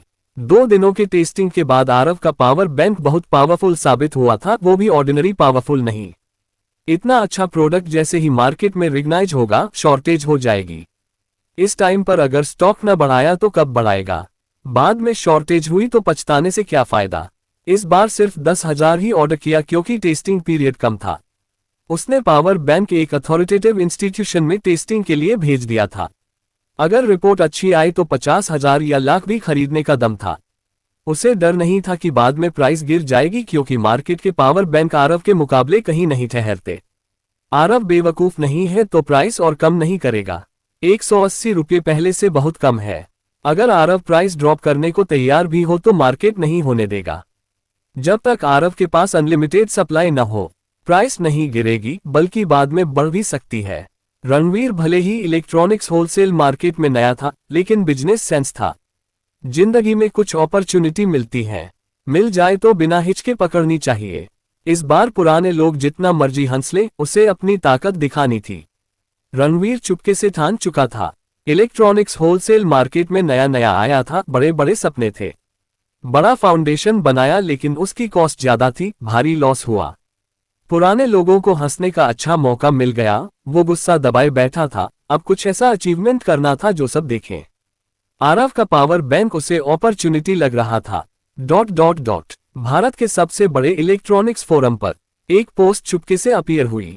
पहली मंजिल, ब्लडी बेबी, यार आज मुझे एक जबरदस्त पावर बैंक मिला। साइज ऑर्डिनरी पावर बैंक जितना ही, लेकिन कैपेसिटी 1 लाख मिलियम्पियर आवर्स। दूसरी मंजिल, आई एम ए गुड पसंद 3, ऊपर वाले का पावर बैंक तेजस स्काई ब्रांड का ही होगा ना। हाँ, मैंने भी खरीदा है। कहना पड़ेगा ये पावर बैंक सच में कमाल का है। आज फोन गेम खेलते खेलते 0 हो गया। मैंने ये पावर बैंक पकड़ा और 10 मिनट में फोन फुल चार्ज हो गया। तीसरी मंजिल, ये एड तो बहुत अमेच्योर है। चौथी मंजिल, एडवर्टाइजिंग डॉग, कोई शक नहीं। पांचवी मंजिल, एड करने वाले अब प्रोफेशनल भी नहीं रह गए। 10 मिनट में ड्रेन फोन फुल चार्ज। हमारी आईक्यू पर शक कर रहे हो क्या। छठी मंजिल, ऊपर वाले से सहमत। एडवर्टाइजिंग डॉग होने में कोई बुराई नहीं, लेकिन झूठ थोड़ा कन्विंसिंग तो बोलो। सातवीं मंजिल, ब्लडी बेबी, अरे कौन एडवर्टाइजिंग डॉग है भाई, मैं एड कर रहा हूं क्या। दूसरी मंजिल वाला बिल्कुल सही कह रहा है। तेजस स्काई पावर बैंक सच में इतना कमाल है, तुम खुद जाकर ट्राई कर लो। अगर हमारी बात जितना नहीं निकला तो लाइव स्ट्रीम पर गोबर खा लूंगा। आठवीं मंजिल, हाँ, ऊपर वाला सच में हमें बेवकूफ समझ रहा है। हम खरीदने गए तो तुम्हारी ट्रैप में फंस जाएंगे ना। नौवीं मंजिल, कुत्ते का गोबर खाना क्या नई बात है, इस पर बेट लगाना तो बिल्कुल अनस्पोर्ट्समैन लाइक है। 10वीं मंजिल, ऊपर वाले का लाइव गोबर खाना वेट कर रहा हूं। ... अगर प्रोडक्ट थोड़ा सा ही बेहतर होता तो यूजर कुछ देर इंप्रेस होकर भूल जाता, लेकिन अगर बहुत ज्यादा बेहतर हो तो यूजर शॉक्ड हो जाता है और तारीफ करने या शो ऑफ करने से खुद को रोक नहीं पाता। आखिर अपनी कमाल की डिस्कवरी का ढिंढोरा कैसे न पीटे, ये ही आरव चाहता था। तेजस स्काई पावर बैंक जैसे जैसे बिकते गए, ढेर सारे इलेक्ट्रॉनिक्स फोरम्स पर इनके बारे में पोस्ट्स आने लगी। खासकर जब ढेर सारे डाउटर्स आए और पोस्टर को एडवर्टाइजिंग डॉग कहने लगे तो वो नाराज हो गए और बहस शुरू हो गई। इसी से तेजस स्काई पावर बैंक पब्लिक की नज़र में आने लगा और ज़्यादा लोगों को याद रहने लगा। शायद तुरंत ना खरीदें, लेकिन जब उन्हें पावर बैंक की जरूरत पड़ेगी और मार्केट में तेजस स्काई दिखेगा तो चेकआउट करने से खुद को रोक नहीं पाएंगे। उनमें से कुछ तो ट्राई जरूर करेंगे। इन हालातों में तेजस स्काई पावर बैंक धीरे धीरे ब्रू हो रहा था, अपने धमाके के मौके का इंतजार कर रहा था। सबसे ज्यादा सेंसिटिव तो होलसेलर्स ही होते हैं। वे हमेशा मार्केट पर नजर रखते हैं, कोई नया प्रोडक्ट आया, कोई नया प्रोडक्ट जिसकी सेलिंग पोटेंशियल जबरदस्त हो। पावर बैंक कोई नई इन्वेंशन नहीं थी, लेकिन तेजस स्काई ब्रांड पावर बैंक का डेटा इतना पावरफुल था कि कुछ ही समय में कई इलेक्ट्रॉनिक्स होलसेलर्स की नजर में आ गया। वे इसके मैन्युफैक्चरर के बारे में पूछताछ करने लगे। आरव के ऑर्डर्स तेजी से बढ़ने लगे। इसी दौरान आशीष ने फिर से 10,000 पावर बैंक ऑर्डर कर दिए। पलक झपकते यूनिवर्सल टेक्नोलॉजी सिस्टम मिले पूरे एक हफ्ता हो गया। इस एक हफ्ते में आरव की किस्मत पलट चुकी थी। कुल 37,000 पावर बैंक बिक चुके थे और उसके अकाउंट में 60 लाख से ज्यादा रुपया आ गए थे। ये देखकर आरव को ढेर सारी बातें याद आने लगीं। 60 लाख, पहले इमिटेशन मार्केट में घुसा था ना, तब भी इतना प्रॉफिट कमाने में 5-6 साल लग जाते। अब सिर्फ कुछ दिनों में कमा लिया। फर्क बहुत बड़ा था। रात के ठीक 9 बजे आरव ड्रैगन बिल्डिंग से निकला। बॉस आरव, तुम तो बहुत बेरुखे हो यार। सुनने में आया है तुम्हारे पास एक प्रोडक्ट बहुत अच्छा चल रहा है। रास्ते में फोन आया। आरव ने उठाया तो दूसरी तरफ से हंसते हुए शिकायत भरे लहजे में आवाज आई। आखिरकार दूसरी तरफ वाला कुछ पावर बैंक खरीदने की इच्छा जाहिर करने लगा। बॉस खन्ना, सच में सॉरी, मेरे पास जितने पावर बैंक थे लिमिटेड थे और सब किसी और ने बुक कर लिए, आरव ने बेपरवाही से कहा। फोन पर जो आदमी था वो वही था जिसने उस दिन बहुत बुरी बुरी बातें की थी। उसका बिजनेस अच्छा चल रहा था, उसके ऑर्डर्स ना आने से उसे कोई फर्क नहीं पड़ा था। फिर भी कंपनसेशन देने को तैयार होने पर भी उसने बदतमीजी से बात की और गंदी नजरों से देखा। अब प्रॉफिट देखकर फिर मीठा बोलने लगा। सच कहें तो आरव भले ही बिजनेसमैन था, लेकिन ऐसे इंसान के साथ बिजनेस नहीं करना चाहता था। ये कहकर आरव ने जवाब का इंतजार नहीं किया, फोन काट दिया। सेक्टर 15 में एक विला के अंदर मिडिल एज्ड आदमी गुस्से में फोन जोर से फर्श पर दे मारा और चिल्लाया, ये क्या बकवास है? छोटा सा लड़का, इतनी अच्छे से बात कर रहा हूं, ये मेहरबानी है और तू मुझे एटीट्यूड दिखा रहा है। पास खड़ा उसका असिस्टेंट गुस्से से डर गया। सिर झुकाए खड़ा रहा, ऊपर देखने की हिम्मत नहीं हुई। लेकिन मन में सोचा, अगर तुम्हारा टेम्पर इतना खराब न होता, लोगों से हमेशा बदतमीजी न करते तो कोई तुम्हें माल क्यों न देता। सुना है उस दिन उसने कई कस्टमर्स को वो प्रोडक्ट रेकमेंड किया था। ये मिडिल एज्ड आदमी बॉस खन्ना ही था जिससे अभी आरव ने बात की थी। आरव का इनकार सुनकर वो बहुत गुस्सा हो गया था। मुझे नहीं लगता कि सिर्फ तेरे पास ही वो पावर बैंक है। जैसे ही तेरे पीछे का मैन्युफैक्चरर ढूंढ लूंगा, तुझे सबक सिखाऊंगा। थोड़ी देर बाद उसके चेहरे पर क्रूरता की झलक आए और दांत पीसते हुए बोला, मुझे नया फोन ला। बॉस खन्ना ने पीछे खड़े असिस्टेंट की तरफ मुड़कर कहा। जो फोन अभी इस्तेमाल कर रहा था वो तोड़ दिया था। अब किसी और से कांटेक्ट करना था, नया फोन चाहिए था। जी बॉस। असिस्टेंट ने सिर हिलाया और नया फोन लाने चला गया। जाहिर था ऐसा अक्सर होता था। रिजर्व में ढेर सारे फोन रखे रहते थे, लेकिन ये सब आरव को पता नहीं था। इस समय आरव एक बार के एंट्रेंस पर खड़ा था, नाइटिंगेल बार। आरव ने बार के नाम पर नजर डाली और अंदर चला गया। पिछले कुछ दिनों से हर रात वो यही कर रहा था। उसे पता चला था कि रात में बार में लोगों की भीड़ ज्यादा होती है, यूनिवर्सल टेक्नोलॉजी सिस्टम के लिए स्पिरिट एनर्जी एब्जॉर्ब करने के लिए परफेक्ट जगह। लेकिन कौन सा बार सबसे ज्यादा क्राउडेड है ये नहीं पता था, इसलिए पिछले कुछ दिनों से अलग अलग बार ट्राई कर रहा था। उम्मीद थी कि सबसे ज्यादा भीड़ वाला मिल जाएगा। अंधाधुंध नहीं चुन रहा था। पहले ऑनलाइन नेटिजन्स से पूछा कि सेक्टर 15 या मुंबई में सबसे पॉपुलर बार कौन से हैं, फिर उनमें से एक एक करके चुन रहा था। आज नाइटिंगेल बार चुना था। कहना पड़ेगा, नाइटिंगेल बार में सच में अच्छी भीड़ थी। जैसे ही अंदर घुसा, जोरदार माहौल का झटका लगा। पहले आरव कभी ऐसे जगहों पर नहीं जाता था, लेकिन पिछले कुछ दिनों में कई बार में जा चुका था, तो जल्दी ही एक जगह ढूंढकर बैठ गया। सर, क्या पिलाएं? एक खूबसूरत वेट्रेस जल्दी से आई और मुस्कुराते हुए पूछा। कोई भी अल्कोहलिक ड्रिंक चलेगी। आरव ने हल्के से मुस्कुराते हुए कहा। ऐसे जगहों पर पहले कभी नहीं आया था, इसलिए पता नहीं था कि क्या क्या ड्रिंक्स होती हैं। बस वेट्रेस पर छोड़ दिया, जो लाएगी पी लेगा। ड्रिंक से कोई मतलब नहीं था और महंगी लाकर ठगने का भी डर नहीं था। पैसे हैं तो मनमानी है। हे, एक पॉपुलर इंटरनेट कहावत याद आते ही आरव चुपके से हंस पड़ा। अब एक दिन में लाखों कमा रहा था, ड्रिंक्स का खर्चा क्या चीज थी। इस पल उसे अमीर घरों के बच्चों का शॉपिंग करते वक्त का माइंडसेट समझ आ रहा था। उन्हें सिर्फ प्रोडक्ट अच्छा होना चाहिए, पैसों से मतलब नहीं। ये फीलिंग सच में अच्छी थी। भले ही अभी उसके पास उन अमीर बच्चों जितना पैसा नहीं था, लेकिन पैसा कमाने की स्पीड और यूनिवर्सल टेक्नोलॉजी सिस्टम का सपोर्ट इतना जबरदस्त था कि कॉन्फिडेंस उनसे कम नहीं था। ठीक है, आरव को इतना कैजुअल देख वेट्रेस मुस्कुराए। समझ गई कि पैसों की कमी नहीं है और बात करने में आसान है। वेट्रेस होने के नाते ऐसे कस्टमर्स मिले तो खुशी होती है। बार में ढेर सारे मुश्किल कस्टमर्स आते हैं और अक्सर पड़ जाते हैं, तब बस सहना पड़ता है।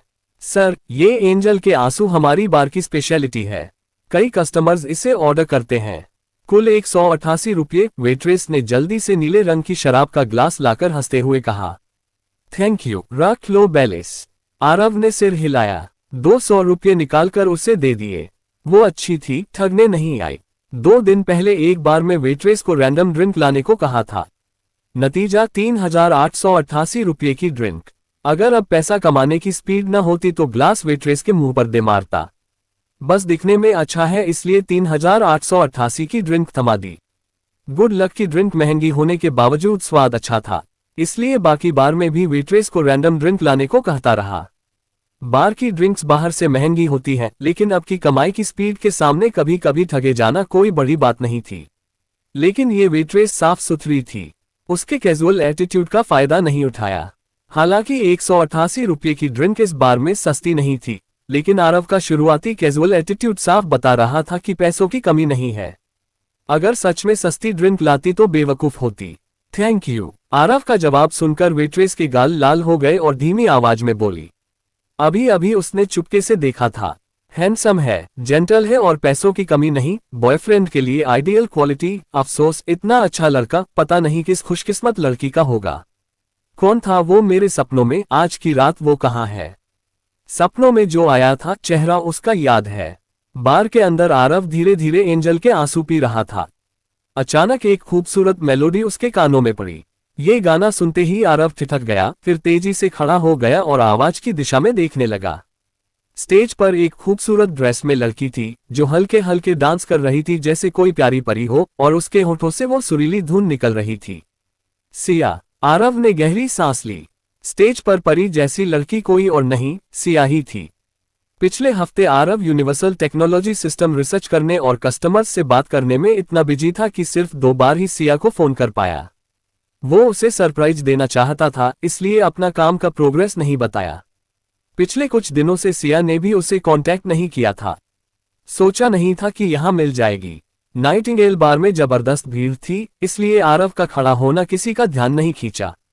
वाह, खूबसूरत। हाँ, खूबसूरत। सपनों में तुम मुझे ही तो देख रही हो ना। सिया का गाना बहुत अच्छा था और वो खुद बहुत खूबसूरत थी। जल्दी ही ज्यादातर लोगों का ध्यान उस पर गया। कई लोग तो सीटियां बजाने लगे और फ्लर्ट करने की कोशिश करने लगे।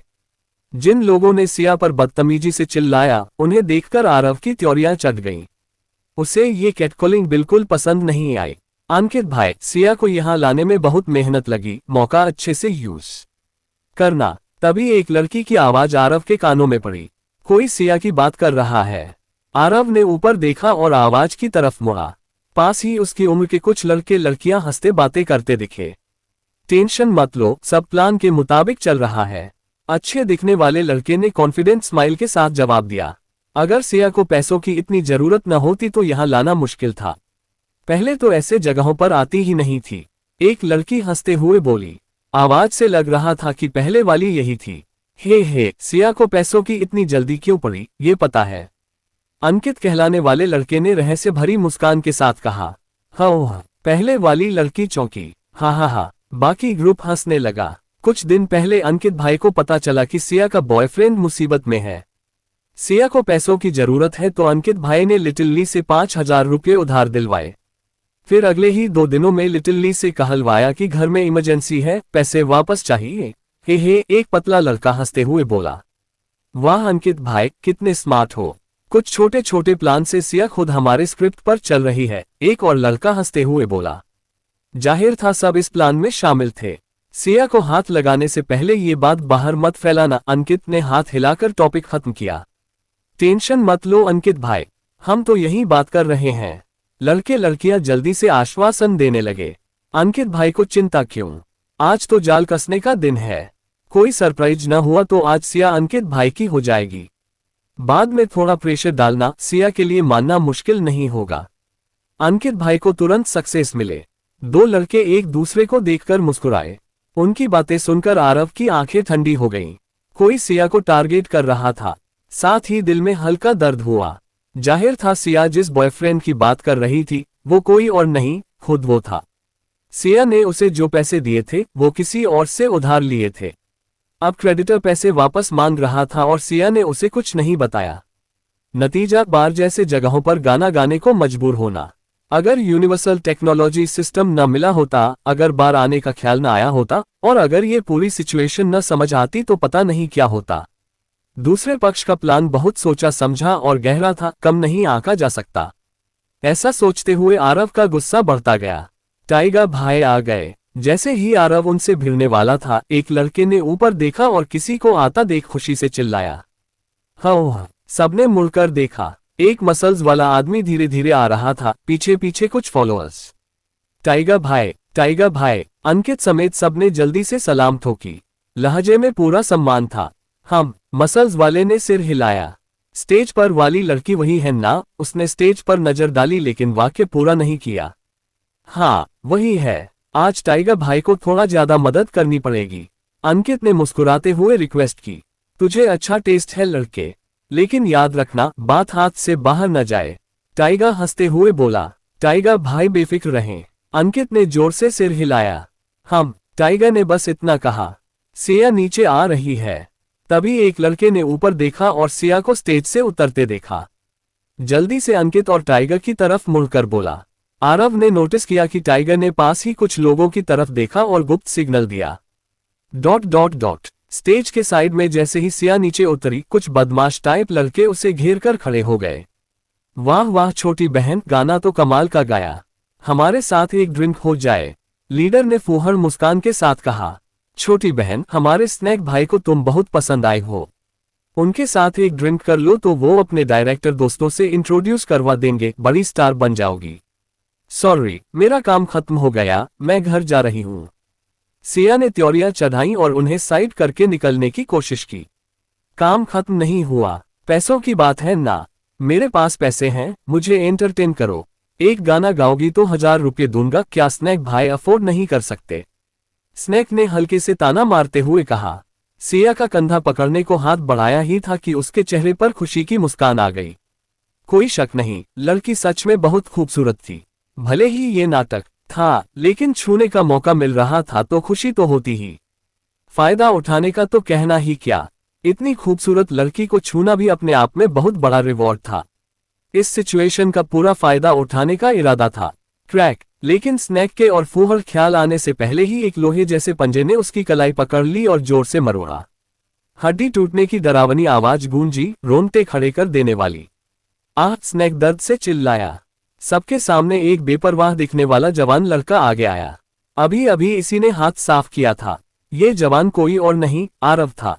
पूरी साजिश पता चलने के बाद और ये जानकर कि ये लोग सिया के खिलाफ प्लान बना रहे हैं, आरव गुस्से से भर गया था। इस बार हाथ चलाते वक्त उसने कोई रहम नहीं दिखाया। ये क्या बकवास, अभी क्या हुआ? यहाँ की हलचल से कुछ लोग चौंके और इधर देखने लगे। सिया की मासूम और खूबसूरत शक्ल की वजह से स्टेज से उतरते वक्त कई लड़कों का ध्यान उस पर था, जो ड्रामा देख रहे थे और स्नैक से जलन, ईर्ष्या या गुस्सा महसूस कर रहे थे। इस सीन को देखकर उनके रोंगटे खड़े हो गए। यार, ये तो बहुत बेरहम है। गुड लक कि अभी अभी उस लड़की से फ्लर्ट करने नहीं गए। लेकिन अचानक आया ये लड़का कौन है? तुम? स्नैक के साथी लड़के भी स्टन रह गए। ये क्या हो रहा है? स्क्रिप्ट चेंज हो गई क्या? लेकिन ये लड़का तो बहुत बेरहम है। स्नैक का हाथ तोड़ दिया। आरव। सिया घबरा रही थी कि अचानक आरव को सामने देखकर चौंकी और खुश भी हुई। जल्दी से उसके पास आए, लेकिन फिर चिंता हो गई। उसे हड्डी टूटने की आवाज सुनाई दी थी। स्नेक शायद बुरी तरह जख्मी हो गया। आरव ने किसी को चोट पहुंचाई तो आगे क्या होगा? बच्चू, तूने मुझे चोट पहुंचाने की हिम्मत की। मौत मांग रहा है। भाइयों, इसे पकड़ो। तभी हाथ टूटा हुआ स्नेक होश में आया और गुस्से से चिल्लाया। पूरी बात समझने की वजह से उसे पता था कि ये लड़का अचानक आ गया है। उनके एरिया में आकर उसे चोट पहुंचाने की हिम्मत की, सच में मौत को बुला रहा है। हाँ, स्नेक क्रूर टाइप का था। बोलते बोलते दूसरी हाथ से पास का स्टूल पकड़ा और आरव के सिर पर दे मारा। फाइट में पहले हमला करने वाला फायदा में रहता है, बाद में करने वाला मुसीबत में। ये पुराना नियम था और आरव की पिछली मूव इसका सबूत थी। स्नेक को ये नियम अच्छे से पता था। इसे पकड़ो। स्नेक भाई को चोट पहुंचाने की हिम्मत की, मौत मांग रहा है। स्नेक के बाकी साथी भी होश में आए और गुस्से से भर गए। बोलते बोलते पास की शराब की बोतलें उठाईं और आरव के सिर पर दे मारी। आरव, सावधान। सिया ये देखकर चेहरा सफेद हो गया और चिल्लाई। अपने आप सिया आरव का हाथ पकड़कर पीछे खींचना चाहती थी, लेकिन जब तक हाथ पकड़ने की कोशिश की, आरव फिर से आगे बढ़ चुका था। Bang bang bang. इन लोगों ने आरव को कम आंका था। पहली मूव से पहले ही वो उनके जवाबी हमले के लिए तैयार था। उनके हमले आने से पहले ही एक को ढाल बनाकर पकड़ लिया और एक को किक मारकर दूर उड़ा दिया। फिर 3 मुंह के और 2 किक में बाकियों को जमीन पर पटक दिया। सब कुछ 2 सेकंड से ज्यादा में नहीं हुआ। 5 गुंडे आरव के हाथों जमीन पर पड़े थे। ये देखकर आसपास के कई लोग सांस खींचने लगे। ये लड़का तो बहुत खतरनाक है। पल भर पहले सब उसके लिए चिंता कर रहे थे कि मुसीबत में पड़ गया, लेकिन अचानक सिचुएशन पलट गई। भीड़ में एक फीमेल वेट्रेस ने एक हाथ से मुंह ढक लिया। ये वेट्रेस वही थी जो पहले आरव को ड्रिंक सर्व कर रही थी। इस समय वो कॉम्प्लेक्स एक्सप्रेशन के साथ आरव को देख रही थी। उसे नहीं पता था कि ये हैंडसम लड़का इतना स्किल्ड भी है। पहले से वो कभी कभी आरव को देख रही थी, इसलिए स्नेक से भिड़ने से लेकर सबको पटकने तक सब देख लिया। उसके मूव्स बहुत कूल थे। आरव की परफॉर्मेंस से उसका दिल हिल गया था। क्या वो लड़की उसकी गर्लफ्रेंड है? उसकी नजर सिया पर भी गई, जो बेहद खूबसूरत थी। सच में दोनों की जोड़ी परफेक्ट लग रही थी। लेकिन अब ये लड़का बड़ी मुसीबत में पड़ने वाला है। ज्यादातर लोगों को नहीं पता कि स्नेक नाइटिंगेल बार से जुड़ा है, लेकिन उसे पता था क्योंकि पिछली बार टाइगर के साथ बात करते वक्त वही ड्रिंक सर्व कर रही थी। अब इस लड़के ने स्नेक को चोट पहुंचाई तो टाइगर कैसे छोड़ेगा? ऐसा सोचते हुए वेट्रेस चिंता करने लगी। क्या नाइटिंगेल बार में ऐसे ही काम होते हैं? अपनी सिंगर के खिलाफ दूसरों की साजिश में मदद करना, और जब 5 लोग नहीं संभाल पाए तो दर्जनों मिलकर हमला करना। आरव ने आने वाले लोगों को देखकर ठंडे लहजे में कहा। बात खत्म करते ही आरव ने नजरें ऊपर की और भीड़ में टाइगर को बेपरवाही से देखा। सच कहें तो टाइगर भी सिया के खिलाफ साजिश करने वालों में था और आरव उसे छोड़ना नहीं चाहता था। लेकिन सिया अभी उसके पास थी और इतने सारे लोग सामने थे। खुद को तो बचाने का कॉन्फिडेंस था, लेकिन सिया को चोट लगने की गारंटी नहीं दे सकता। वो कानूनी समाज में थे और इतने लोगों के सामने बड़ा झगड़ा करना ठीक नहीं लग रहा था, तो सहना पड़ा। यूनिवर्सल टेक्नोलॉजी सिस्टम अभी अभी मिला था, हर तरह से अभी बहुत पावरफुल नहीं था, और मजबूत होने के बाद टाइगर से हिसाब लिया जा सकता था। भीड़ में टाइगर का चेहरा उदास हो गया। उसे नहीं पता था कि एक लड़की के खिलाफ साजिश में मदद करने का छोटा काम इतनी बड़ी प्रॉब्लम बन जाएगा। ये लड़का पता नहीं कहां से आ गया, लेकिन बहुत स्किल्ड था। अभी जब इस लड़के ने हाथ चलाया था, वो साफ देख रहा था। ये लड़का ठीक उनके पास खड़ा था, मतलब उनकी पहले की बातें सुन ली होंगी। अब ये लड़का सबके सामने ये बातें कह रहा है। अगर अच्छे से हैंडल न किया तो नाइटिंगेल बार की रेपुटेशन खराब हो सकती है। टाइगर भाई, ये लड़की का बॉयफ्रेंड लगता है। छोटे शहर का लड़का, कोई बैकग्राउंड नहीं। तभी अंकित टाइगर के पास आया और धीमी आवाज में बोला, जैसे टाइगर क्या सोच रहा है वो समझ गया हो। अंकित का असली नाम अंकित था और सिया की तरह वो भी मुंबई यूनिवर्सिटी का स्टूडेंट था। घर काफी अमीर था। इस समय वो काफी फ्रस्ट्रेटेड था। सब कुछ परफेक्ट कैलकुलेटेड था। पहले किसी को सिया से झगड़ा करवाना, फिर वो और टाइगर उसे बचाने आते, उसके बाद सिया को प्राइवेट रूम में कराओके के लिए इनवाइट करना। हीरो सेविंग ब्यूटी के चलते सिया का मना करना मुश्किल होता। मना करती तो भी कोई प्रॉब्लम नहीं। टाइगर को बीच में लाते, कहते कि टाइगर ने मदद की। टाइगर बड़ा आदमी है, टोस्ट करने न गई तो बदतमीजी लगेगी। जैसे ही सिया प्राइवेट रूम में आकर ड्रिंक पी लेती, फिर सब आसान हो जाता। उन्हें नहीं पता था कि प्लान के सबसे इम्पोर्टेंट मोमेंट पर सिया का बॉयफ्रेंड आ जाएगा। और ये भी नहीं पता था कि सिया का बॉयफ्रेंड इतना कमाल का होगा। अंकित ने पहले आरव को सिर्फ दूर से एक बार देखा था और किसी से उसका बैकग्राउंड पता करवाया था। आरव को पहचाना नहीं, लेकिन सिया की रिएक्शन से अंदाजा लगा लिया। अंकित की बात सुनकर टाइगर ने सहमति में सिर हिलाया। सिचुएशन से पता चल रहा था कि सामने वाले का कोई बड़ा बैकग्राउंड नहीं है, इससे उसे राहत मिली। लेकिन इसका मतलब ये नहीं कि बिना सपोर्ट वाले से डायरेक्ट भिड़ जाए। अंकित की मदद करने का मोटिव सिर्फ कुछ एक्स्ट्रा पैसे कमाना और फायदेमंद रिश्ते बनाना था। आरव से डील करना प्रॉब्लम नहीं थी, लेकिन उसके जरिए कई अमीर और इन्फ्लुएंशियल लोगों से जान पहचान हो सकती थी, जो उनकी नाइट क्लब के लिए बहुत मददगार होती। नाइटिंगेल बार उसकी रोजी रोटी था। बार अच्छा चला तो वो अच्छा चला, लेकिन बार की रेपुटेशन खराब हुई तो भारी नुकसान होता। हाँ, लड़के के स्किल्स सच में कमाल के हैं, लेकिन लगता है कोई गलतफहमी हो गई, ये लोग हमारे बार के नहीं हैं। ये सोचते हुए टाइगर कॉन्फिडेंटली आरव और सिया के पास आया और जोर से हंसते हुए बोला। फिर जमीन पर पड़े लोगों की तरफ मुड़कर ठंडे लहजे में बोला, इन लोगों ने नाइटिंगेल बार में हंगामा करने की हिम्मत की। मौत मांग रहे हैं, कुछ आदमी बुलाओ और इन्हें यहां से ले जाओ। आखिरी वाक्य अपने आदमियों के लिए था। जी टाइगर भाई। तुरंत कुछ लोग आगे आए और दर्द से चिल्ला रहे स्नेक और उसके साथियों को उठाकर ले गए। सबको पता था कि वो कहां ले जाए जाएंगे। वाह टाइगर भाई, नाइटिंगेल बार में हंगामा करने की हिम्मत की। यहाँ का मालिक कौन है ये भी पता नहीं किया। नाइटिंगेल बार की सिक्योरिटी अच्छी है। ये देखकर भीड़ जोर जोर से चीयर करने लगी। ज्यादातर रेगुलर कस्टमर्स थे और सब टाइगर को जानते थे। आरव मन ही मन मुस्कुराया। टाइगर ने आसपास वालों को अच्छे से बेवकूफ बना दिया, लेकिन आरव ने उसकी साजिश एक्सपोज नहीं की। आखिर यही रिजल्ट वो खुद चाहता था। थोड़ी दूर पर अंकित और उसका ग्रुप आगे नहीं आया। लग रहा था कुछ और प्लान कर रहा है। सॉरी, आज का अनप्लेजेंट एक्सपीरियंस हुआ। हमारी सिक्योरिटी परफेक्ट नहीं रही।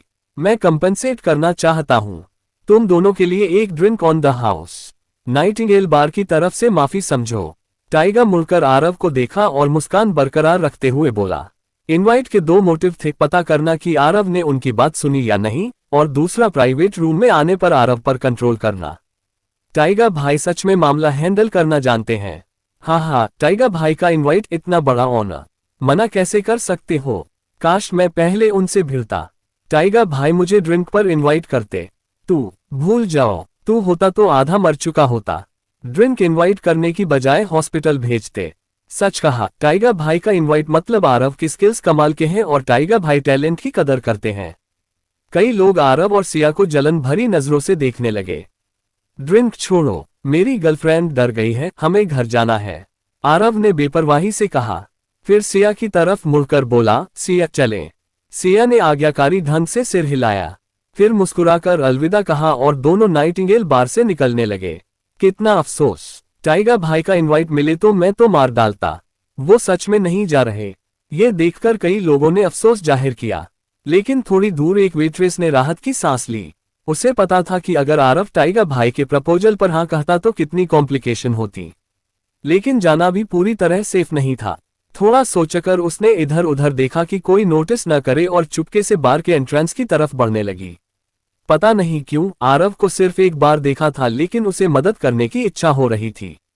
टाइगर मुस्कुराता रहा जब तक आरव और सिया एग्जिट की तरफ नहीं बढ़ गए, लेकिन जैसे ही दूर हो गए उसका चेहरा उदास हो गया। सच कहें उसे पता नहीं था कि उन्होंने पहले की बात सुनी या नहीं। टाइम बदल गया था। वायलेंस सबसे अच्छा सॉल्यूशन नहीं था।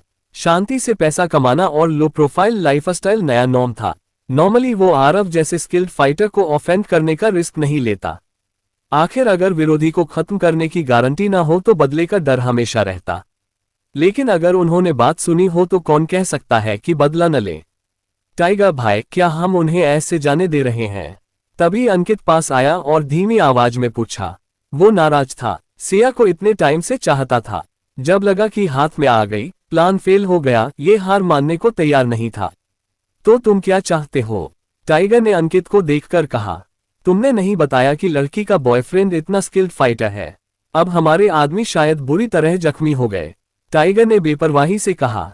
ये मेरी गलती है, मुझे नहीं पता था कि सिया का बॉयफ्रेंड इतना पावरफुल है। आपके आदमियों का मेडिकल एक्सपेंस और कंपनसेशन मैं कवर कर दूंगा। अंकित का चेहरा लाल हो गया। ये कहते हुए उसकी फ्रस्ट्रेशन और बढ़ गई। इतनी मेहनत से प्लानिंग की और फिर भारी खर्चा, अगर सब फेल हो गया तो और बड़ा लॉस नहीं होगा। पहले ही इतना खर्च कर चुका था, सिया को पाने के लिए थोड़ा और खर्च करने से क्या फर्क पड़ता। टाइगर भाई, मैं फिर आपकी मदद चाहता हूं उस लड़के से डील करने में। मुझे यकीन है उसने हमारी बात सुन ली है। आप सावधान रहें कहीं बदला न ले, गहरी सांस लेकर अंकित बोला। टाइगर चुप रहा। मैंने होमवर्क किया है। वो लड़का गांव से है और छोटी फैक्ट्री चलाता था जो हाल ही में बैंक RUPT हो गई। मुझे लगता है आज बार में दुख डुबोने आया था। ऐसे लोग आसानी से टूट जाते हैं। टाइगर को हिचकिचाते देख अंकित ने और आग में घी डाला। वो लड़का सच में स्किल्ड है, फिर भिड़े तो नुकसान होगा। टाइगर ने बेपरवाही से कहा, आपके भाइयों को कंपनसेशन के 3 लाख अलग, मैं 5 लाख और दूंगा, लेकिन उसकी एक टांग तोड़नी पड़ेगी। अंकित ने दांत पीसते हुए कहा, ठीक है तो मास्टर, अंकित का शुक्रिया। टाइगर ने अंकित को देखकर हंसते हुए कहा, उसे नहीं पता था कि ये जवान लड़का इतनी हिम्मत रखता है। पहले उनके क्रू को बुरी तरह चोट पहुंचाने वाले को उनके लोग ऐसे जाने दे रहे थे और प्रिटेंड कर रहे थे कि जख्मी उनके ग्रुप के नहीं हैं। सच कहें तो ये कड़वा घूंट था।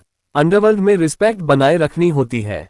अगर हर गुंडे को ऐसे छोड़ दिया और फेक स्माइल करनी पड़ी तो अंडरवर्ल्ड में रहने का क्या फायदा। अब अंकित अच्छी अमाउंट देने को तैयार था तो ये कमाल का डील बन गया। अर्जुन को फोन करो, कहो कुछ स्किल्ड आदमी लेकर आए और उस जवान लड़के को हैंडल करें। टाइगर ने पीठ फेरकर अपने एक आदमी को ऑर्डर दिया। अर्जुन टाइगर का भरोसेमंद लेफ्टिनेंट था, फाइट में बहुत एक्सपर्ट। टाइगर का ऑर्डर मिलते ही अर्जुन ने देर नहीं की, तुरंत कई भाइयों को लेकर बाहर निकल गया। दरवाजे वाली टैक्सी से सावधान रहना। नाइटिंगेल बार के एंट्रेंस के पास आरव और सिया जैसे ही पहुंचे, अचानक एक फीमेल वेटर उनके पास आए और धीमी आवाज में बोली, हम। आरव ने ऊपर देखा तो सिर्फ पीठ दिखती हुई फिगर जा रही थी। आरव ने सोचा और याद आया ये वही वेट्रेस थी जो उसे ड्रिंक सर्व कर रही थी। दरवाजे वाली टैक्सी। आरव ने गहराई से सोचा, लेकिन उसे उम्मीद नहीं थी कि सिर्फ एक बार मिली ये वेट्रेस उसकी मदद करेगी। लगता था दिल की अच्छी है, लेकिन पता नहीं ऐसे जगह पर काम क्यों कर रही है। बार अच्छी जगह तो नहीं होती। आरव। सिया ने भी वेट्रेस की बात सुन ली थी। उसने आरव की स्लीव खींची और धीरे से बोली, कोई बात नहीं, चलते हैं। आरव ने हल्के से सिर हिलाया और बोला। अब अलग था तो उन लोगों का उसे हैंडल करना आसान नहीं होने वाला। बात करते हुए आरव ने अपनी जैकेट उतारी और सिया पर डाल दी। विंटर था और सिया सिर्फ ड्रेस में थी। बार के अंदर ठंड नहीं लग रही थी, लेकिन बाहर निकलते ही लगने वाली थी। सिया जब आई थी तो दूसरे कपड़े भी साथ लाई थी, लेकिन आरव को सिया के खिलाफ प्लान पता चल चुका था, इसलिए वो सिया को कपड़े चेंज करने नहीं देने वाला था। हम। आरव का ये करना सिया के गाल लाल कर गया। उसने हल्के से सिर हिलाया। मुंबई आने के बाद उसने 2 मुश्किल सिचुएशन फेस की थी, एक ट्रेन स्टेशन पर और दूसरी अभी। लेकिन दोनों बार आरव अचानक आसमान से उतरा हीरो बनकर आ गया, जैसे बादल छंटे और धूप निकल आए। आरव साथ हो तो उसे कुछ डर नहीं लगता। उसे पता था कि आरव मार्शल आर्टिस्ट है, लेकिन इतना स्किल्ड होगा ये नहीं सोचा था। बार में अभी अभी आरव की परफॉर्मेंस से उसके साथ और सिक्योरिटी फील हो रहा था। स्क्रीच। एंट्रेंस से थोड़ा बाहर निकलते ही एक टैक्सी उनके सामने रुक गई। कहाँ जाना है? ड्राइवर सीट पर बैठे जवान लड़के ने मुस्कुराते हुए पूछा। Sector 15 main street. आरव ने टैक्सी के अंदर झांका, खाली थी, और बोला। फिर सिया की तरफ मुड़कर बोला, तू पीछे बैठ। हम। सिया ने सिर हिलाया। दोनों ने दरवाजा खोला और अंदर बैठ गए। वीर। टैक्सी तुरंत चल पड़ी, लेकिन स्पीड ज्यादा नहीं थी। ये सेक्टर 15 मेन स्ट्रीट का रास्ता तो नहीं है ना? टैक्सी सुनसान इलाके में जाते देख पास की सीट पर बैठे आरव ने अचानक ड्राइवर का स्टीयरिंग व्हील पकड़ लिया और ठंडे लहजे में बोला, स्क्रीच। आरव के अचानक स्टीयरिंग पकड़ने से टैक्सी ने कई शार्प टर्न लिए। अरे क्या कर रहे हो? ये शॉर्टकट है, छोड़ो वरना एक्सीडेंट हो जाएगा। आरव का ऐसा करना देख जवान लड़का घबरा गया और चिल्लाया, तुरंत सेक्टर 15 मेन स्ट्रीट चलो वरना अच्छा नहीं होगा। पता नहीं कब आरव के हाथ में छोटा चाकू आ गया था और उसने जवान की गर्दन पर टिका दिया। तुम क्या कर रहे हो? मैं तो नॉर्मल टैक्सी ड्राइवर हूं। जवान का चेहरा बदल गया, घबराते हुए हकलाया। आरव की आंखों में ठंडी चमक आ गई। ऐसा कहने से उसने खुद अपनी पोल खोल दी। तो ये टैक्सी सच में प्रॉब्लम वाली थी। वेट्रेस बार की ही थी। पहले उसकी बात पर भरोसा करने का मन था, लेकिन पूरा ट्रस्ट नहीं था। मुंबई बड़ा शहर है, पॉपुलेशन जबरदस्त, टैक्सी हमेशा कम पड़ती है। वो बार मेन स्ट्रीट पर नहीं था, इसलिए दरवाजे पर सिर्फ कुछ टैक्सियां होती थीं। आरव और सिया जल्दी यहां से निकलना चाहते थे, इसलिए टैक्सी लेनी पड़ी। इसलिए आरव ने देखा कि टैक्सी में सिर्फ एक आदमी है तो मना नहीं किया, लेकिन मन ही मन प्लान तैयार था। बैंग! लेकिन जैसे ही आरव कुछ करने वाला था, अचानक धमाका हुआ और उनकी टैक्सी शार्प टर्न लेने लगी। टायर फट गया। आरव का चेहरा बदल गया। आह! टैक्सी के शार्प टर्न से आरव के हाथ का चाकू जवान की गर्दन पर लग गया।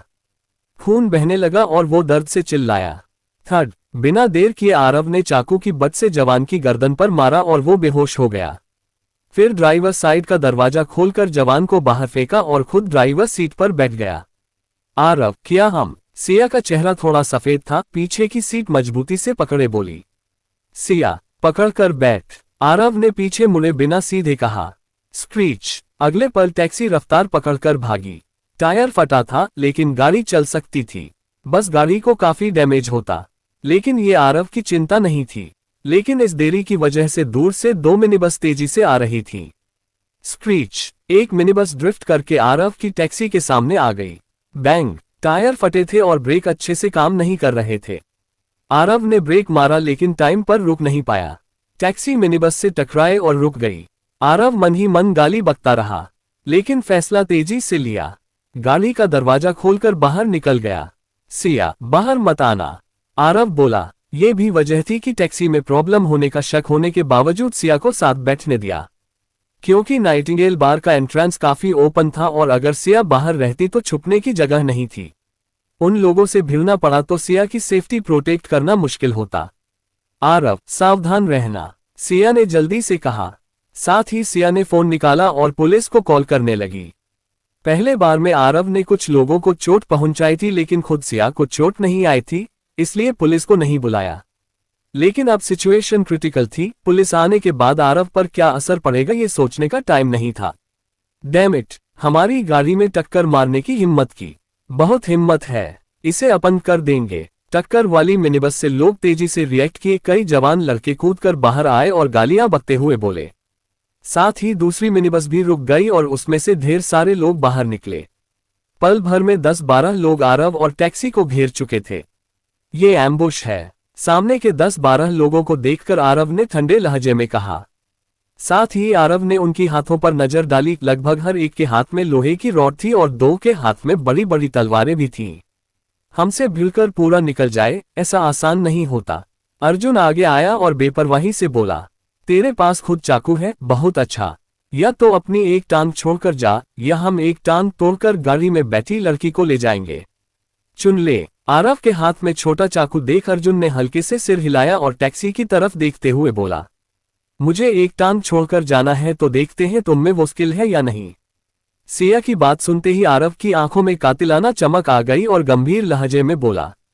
विजय! अगले पल आरव ने मूव बनाए और एक कदम में उन लोगों पर टूट पड़ा।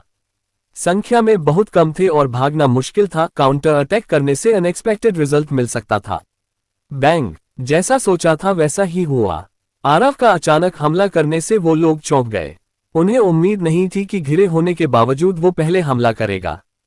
तुरंत आरव एक आदमी के पास पहुंचा और शोल्डर से जोरदार टक्कर मारकर उसे उड़ा दिया। साथ ही उस आदमी के हाथ से लोहे की रॉड छीन ली। फाइट में हथियार का होना बहुत इंपॉर्टेंट होता है। पहला स्टेप सक्सेसफुल रहा। हथियार हाथ में आने से आरव का कॉन्फिडेंस जबरदस्त बढ़ गया। बैंग! आरव ने हाथ घुमाया और रॉड एक आदमी के मुंह पर दे मारी। वो तुरंत गिर पड़ा, उठने की हालत में नहीं। डैम! इस पर अटैक करो। तब तक बाकी लोग होश में आए और आरव पर टूट पड़े। गुड लड़का। आरव की सीरीज ऑफ मूव्स देख अर्जुन हैरान रह गया। क्या वेटरन स्ट्रीट फाइटर है। कुछ ऑर्डिनरी आदमी शायद इसे हैंडल न कर पाए। कोई आश्चर्य नहीं कि टाइगर भाई ने स्किल्ड लोग साथ लाने को कहा। उसे पता नहीं था कि पल भर पहले बार में आरव ने स्नेक के 5 आदमियों को अकेले पटक दिया था। ऐसा सोचते हुए अर्जुन ने और देर नहीं की और खुद फाइट में कूद पड़ा। Clang clang clang! हथियार आपस में टकराए और धातु की आवाजें गूंजने लगी। बार में 5 लोगों से और उसके बाद 2 से फाइट के मुकाबले अब कैलकुलेटेड स्ट्राइक्स करना नामुमकिन था। 10 से ज्यादा लोग एक साथ हमला कर रहे थे। जैसा कहते हैं, 2 मुंह के 4 हाथों से नहीं जीत सकते, ठीक वैसी ही सिचुएशन थी।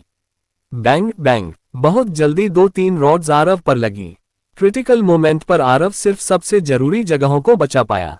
फिर भी चोटें बहुत दर्द भरी थीं। आखिर लोहे की रॉड्स थीं, ऑर्डिनरी हड्डी मांस कहाँ टिकते। लेकिन आरव ने क्रिटिकल जगहें बचा ली थीं और जिद्दी इरादे की वजह से ऐसे लड़ता रहा जैसे कुछ हुआ ही न हो। गुड लक कि आरव भीड़ से घिरा था तो विरोधी भी फ्रीली हथियार नहीं चला पा रहे थे, अपने साथियों को लगने का डर था। नतीजा, आरव जितनी चोट खाता उतनी ही वापस देता। फर्क सिर्फ इतना था कि आरव की एक चोट से आदमी गिर जाता, जबकि कई चोटें लगने के बावजूद आरव नहीं गिर रहा था।